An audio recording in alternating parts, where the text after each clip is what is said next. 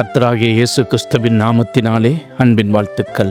பில்லி Graham எப்படி ரட்சிக்கப்பட்டார் என்பதை நாம் அறிந்திருக்கிறோம். கடவுள் நம்பிக்கை இல்லாதவராக, தேவனை தேடுவதில் நாட்டம் இல்லாதவர்களாக இருந்த அவரை நண்பர்களும் அவருடைய தாயாரின் கண்ணீருமே அவரை ரட்சிப்புக்குள் நடத்தியது. ஒரு கூட்டத்திற்கு அவரை நண்பர்கள் அழைத்துச் சென்றபோது அவர் ரட்சிக்கப்பட்டார் என்ற சாட்சியை நாம் பலமுறை கேட்டிருக்கிறோம். அவர் எப்படி தேவனுடைய இருதயத்தை அறிந்து எந்த சந்தர்ப்பத்தில் சுவிசேஷ பணிக்கு செல்ல வேண்டும் என்றும் சுவிசேஷ தாகம் அவருக்குள் இருந்தது என்பதையும் இந்த சம்பவத்தின் மூலம் நாம் அறிந்து கொள்ளலாம். பில்லி கிரஹாம் இளம் வயது வாலிபனாக இருந்தபோது தேவனுக்காக எதையாவது செய்ய வேண்டும் என்ற ஆர்வம் உடையவராக இருந்தார். ஒரு நாள் தன் நண்பர்களோடு கால்பந்தாட சென்றார். விளையாடு கொண்டிருந்த நேரத்திலும் அவர் உள்ளம் தேவனோடு உருவாடி கொண்டிருந்தது. கர்த்தர் பில்லி கிரஹாமின் உள்ளத்தில் உலகத்தில் உள்ள மற்ற வாலிபர், வயோதிபர், சிறியோர், பெரியோரின் ஆத்தும தேவைகளை பற்றி பேசிக் கொண்டிருந்தார். விளையாட்டு முடிந்தது. நண்பர்கள் எல்லோரும் அவரவர் தம் வீட்டுக்கு சென்று விட்டார்கள்.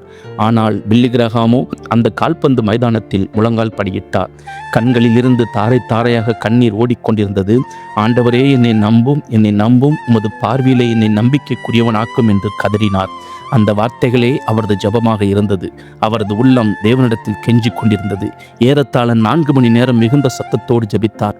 ஆண்டவரே, என்னை நம்பும் என்பதுதான் அவரது ஜெபமாயிருந்தது. கர்த்தருடைய ஆவியானவர் வல்லமையாக இறங்கி அவரை அபிஷேகித்தார். அன்றிலிருந்து கர்த்தர் ஒரு பெரிய திருப்பத்தை அவர் வாழ்வில் கட்டளையிட்டார். மாபெரும் விளையாட்டு வீரரான அவரை மாபெரும் சுவிசேஷ வீரனாக மாற்றினார் நம் தேவனாகிய கர்த்தர். கர்த்தர் தாமே நம்மை ஆசீர்வதிப்பாராக. கர்த்தர் நாமம் மகிமைப்படுவதாக.